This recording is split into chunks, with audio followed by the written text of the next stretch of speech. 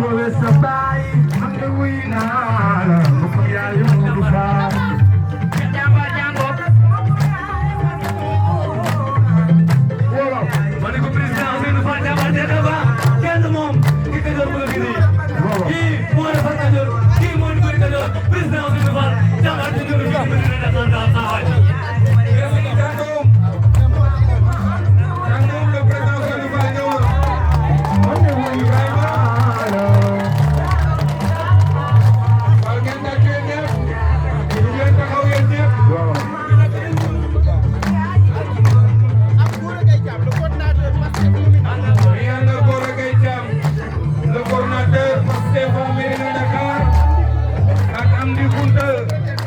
le secrétaire général Pastef à Mérina Dakar ñu ànd ak Ousseynou Fall ñu ñëw fii nag fii ci Mérina Dakar pour la grande retrouvaille.